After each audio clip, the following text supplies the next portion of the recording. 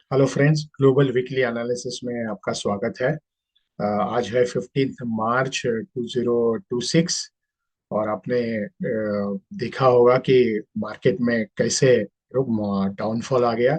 और जो हमने हमारे वीडियो पे एज वेल एज पुराने वीडियो पे as well as Telegram channel पे ऑलरेडी आपको इंटीमेट किया था।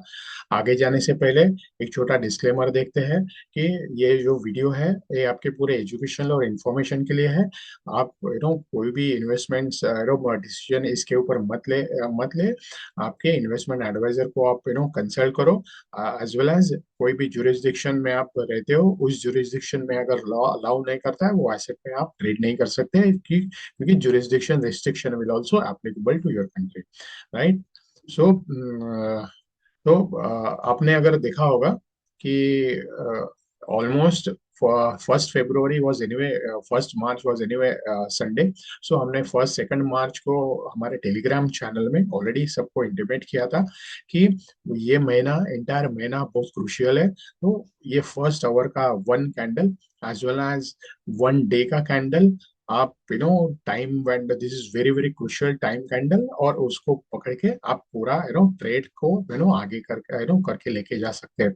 और अगर आप पूरा 15 दिन में, लास्ट 15 डेज में अगर आप देखेंगे तो हर एक इन सेक्टर में, हर एक ग्लोबल इंडेक्स में आपको मैसिव रिटर्न्स मिले हैं। ऑलमोस्ट निफ्टी, बैंक निफ्टी, यूटेक सेंसेक्स, अगर ये ग्लोबल मार्केट्स में देखेंगे तो Dow Jones, S&P 500, Japan Nikkei index, DAX, gold, silver, all the assets has given massive return just by taking one single trade। आपको एवरी डे, एवरी मिनट में आपको ट्रेड करने की कोई जरूरत नहीं है। आपको अगर अच्छा पैसा बनाना है, आपको अच्छी वेल्थ क्रिएट करनी है, तो आपको लॉन्ग टर्म इन्वेस्ट में ही देखना पड़ेगा। लॉन्ग टर्म इन्वेस्टमेंट से ही आपको अच्छा पैसा मिल सकता है। ये हमने हमारे टेलीग्राम चैनल में ऑलरेडी पोस्ट किया है, और आप भी खुद जाके बैक टेस्टिंग करके आपके चार्ट के में देख सकते हैं, राइट। तो आगे चल के देखते हैं कि टाइम विंडो में क्या आने वाला है। तो ये time window 2 March and 3 March जो हमने ऑलरेडी डिस्कस किया था, massive fall started from this levels only. There after, इसके बाद 10th एंड 11th मार्च वो भी हमने देखा कि ये जो डाउनफॉल चालू हो गया, इतना मैसिव था, इतना ग्लोबल पैमाने पे था, तो वो सस्टेन नहीं हुआ और उसको आगे कंटिन्यू हुआ फर्दर। अभी आज का 15 तारीख है, 15 मार्च का तारीख है। अभी ये क्रुशियल टाइम विंडो ऑलरेडी चालू है, 14 15 16 this again 3 crucial time Windows. बहुत ध्यान से आगे चल के जो मंडे, कल का जो मंडे आएगा उसमें आपको ध्यान से देखना है। अगेन आपको टाइम विंडो के हिसाब से आप उसका डे मार्किंग कर सकते हैं, हाई लो, उसके हिसाब से आप ट्रेड भी ले सकते हैं आगे चल के, राइट। सो आगे चल के और एक टाइम विंडो आने वाला है which is very very crucial. वो टाइम विंडो है 22nd and 23rd, this time time window में। अगर आप पिछला हिस्ट्री देखेंगे तो बहुत सारे मार्केट्स में मार्च महीने में at the end of the last week of the March low होता है, बॉटम आउट होता है मार्केट, और वहीं से नेक्स्ट जर्नी और नेक्स्ट रैली चालू होता है। ये आपने अगर 2008 में भी आपको ये दिखने दिखने के लिए मिलेगा। आपको ये ग्लोबल 2020 में भी सेम दिखने को, सेम ट्रेंड देखने के लिए मिलेगा। तो ये महीना शायद अगर सब कुछ अच्छा हो गया तो शायद टाइम विंडो के हिसाब से यहाँ से मार्केट बॉटम आउट होके आगे जा सकता है। लेकिन मैंने ऑलरेडी आपको इंटीमेट किया है कि one day, one 1 hour, one day, as well 1 month. So this entire month is very very crucial according to my analysis। ये महीना ये महीने का जो पूरा कैंडल होगा, ये आगे क्रॉस करने के लिए बहुत सारे महीने जाने पड़ेंगे। उसके लिए it is not be easy for market to cross this level and again start upward journey. According to my guess is high probability is there that we'll be going further down to this level। So again keep watch आपके आपके strategies पे, आपके risk analysis पे बहुत ध्यान दीजिए। आगे चल के डिफिकल्ट सिचुएशन आएगा तभी आप उसको ट्रेड को संभाल सकते हैं। तो आगे चल के देखते हैं कि चार्ट में क्या हो रहा है। चलो फ्रेंड्स, तो आगे चल के देखते हैं कि चार्ट में क्या हो रहा है।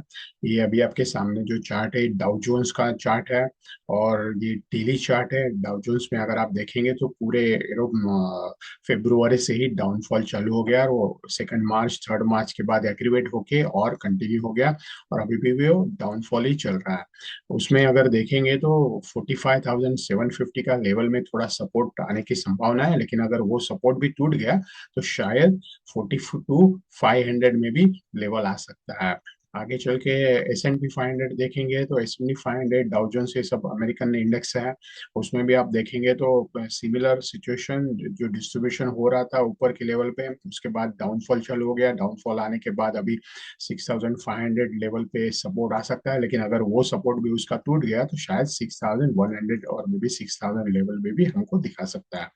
Nasdaq, one of the premier again index into US market, उसमें भी सिमिलर सिचुएशन देखेंगे तो यहाँ पूरा डिस्ट्रीब्यूशन हो रहा था। ये डिस्ट्रीब्यूशन के बाद उसमें भी डाउनफॉल आ गया, लेकिन अभी उसमें बहुत सारा डाउनफॉल बाकी है। जैसे ही बाकी ग्लोबल मार्केट्स में जैसे ही डाउनफॉल आ गया, तो इसमें अगर डाउनफॉल आता है तो शायद 24,000 के लेवल पे थोड़ा सपोर्ट मिल सकता है, लेकिन वहां का भी सपोर्ट टूट गया तो शायद ये 23,000 और उससे नीचे के लेवल पे भी आ सकता है।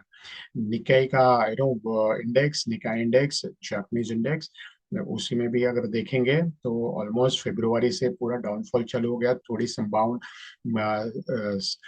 थोड़ी ग्रीन कैंडल जो बन रही थी, शायद उसी को हम रिट्रेसमेंट कहेंगे, क्योंकि ऊपर के लेवल पे बहुत सारा सेलिंग प्रेशर डिस्ट्रीब्यूशन ऑलरेडी हो रहा था।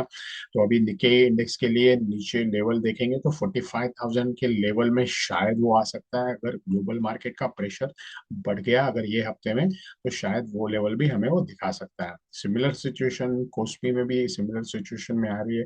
कोस्पी एक कोरिया का इंडेक्स है, उसमें अगर आप देखेंगे तो बड़ा मैसिव फॉल आ रहा आया था 2 एंड 3 मार्च में। उसके बाद अगर हम देखेंगे तो थोड़ा कंसोलिडेशन हो गया था और may be you can say retracement थोड़ा हो गया था, लेकिन शायद जिस तरह से हाई वोलेटिलिटी दिखा रहा है एवरी डे, इधर डाउन अप, गैप अप और गैपनिंग गैप डाउन जो दिखा रहा है, उसके हिसाब से शायद वो अगले नीचे नीचे के लेवल पे भी शायद 4,950 के लेवल में भी शायद आ सकता है, क्योंकि उसके लिए अभी ये क्रॉस करना बहुत बहुत मुश्किल हो जाएगा।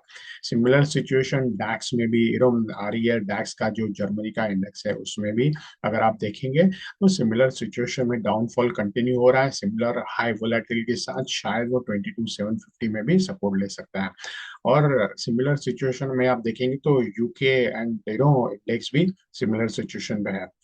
अगर आप देखेंगे तो निफ्टी में देखेंगे तो निफ्टी में तो बहुत बड़ा फॉल ऑलरेडी कंटिन्यू होगा। जो अगर हम देखेंगे तो फरवरी से ही उसमें पूरा डिस्ट्रीब्यूशन चल रहा था हाई लेवल पे और उसका डिस्ट्रीब्यूशन का अगला आउटकम है जो डाउनफॉल मार्केट में आ गया, उसी को कंटिन्यू करके कंटिन्यूस डाउनफॉल चल रहा है। तो अगर आप निफ्टी में देखेंगे तो अगला उसका सपोर्ट लेवल जो हमें दिख रहा है तो सीधा 22,000 पे दिख रहा है। अगर वो 22,000 पे भी सस्टेन नहीं हुआ तो निफ्टी के लिए बहुत बहुत मुश्किलें आएंगी और शायद उसके नीचे के लेवल पे भी वो जा सकता है। आगे चल के हम गोल्ड में देखेंगे। गोल्ड में अगर आपने हमारा फरवरी का फर्स्ट वीक का वीडियो देखा था, उसमें हमने क्लियरली बोला था कि फरवरी के जो जनवरी के महीने में जो हाई लगाया उसके बाद जो बड़ा डाउनफॉल हो गया, तो ये डाउनफॉल बड़ा कैंडल गोल्ड को क्रॉस करने के लिए बहुत सारा टाइम देना पड़ेगा, बहुत सारा कंसोलिडेशन हो जाएगा। बस ये येलो जो प्राइस विंडो मार्क ये विंडो के आगे जाने के बाद ही हम उसको बोल सकते हैं कि बुलिश पैटर्न और बुलिश वेव गोल्ड में चालू हो गया। तब तक ये गोल्ड बहुत सारे कंसोलिडेशन में रहेगा। आगे चल के ये 49,000 के लेवल पे अगर आ सकता है और उससे नीचे अगर आएगा तो वो एक अच्छा जोन होगा बाइंग के लिए, जो लॉन्ग टर्म का इन्वेस्टमेंट देखते हैं। तो ये लेवल के ऊपर ध्यान दीजिए, 4,900 as well as between the range of 4,900 to 64,600 ये लेवल पे आपको मिलेज के लिए जोन दिख रहा है।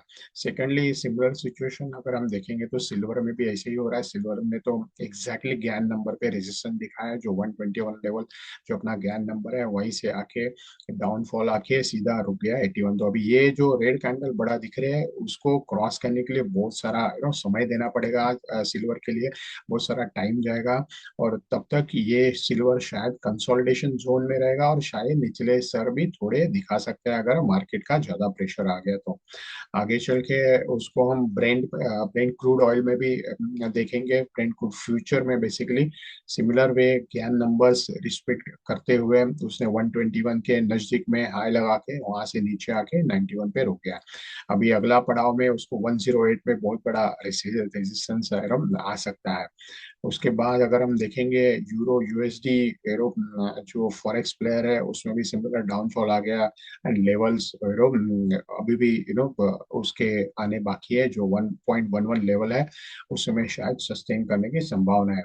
आगे चल के हम अगर बिटकॉइन में देखते हैं जो सबका फेवरेट रहता है बिटकॉइन, बहुत सारे इक्विटी से पैसा निकल के शायद ऐसा एनालिसिस है मेरा कि शायद वहां से इक्विटी से जो पैसा बाहर जा रहा है तो शायद वो इसमें यही एसेट में एक्यूमुलेशन हो रहा है। क्योंकि अगर आप बिटकॉइन में देखेंगे तो बिटकॉइन में फरवरी के बाद बिल्कुल फॉल नहीं आ गया, रादर बिटकॉइन ने वहां से संभाला और वहीं से अपवर्ड जर्नी थोड़ा थोड़ा चालू किया। लेकिन बिटकॉइन बहुत बड़ा एसेट्स है इंटरनेशनल में, इसलिए उसको संभालने के लिए थोड़ा टाइम लेता है। इट टेक्स टाइम, थोड़ा कंसोलिडेशन फेज में रहेगा उसके बाद शायद अपवर्ड जर्नी चालू करेगा।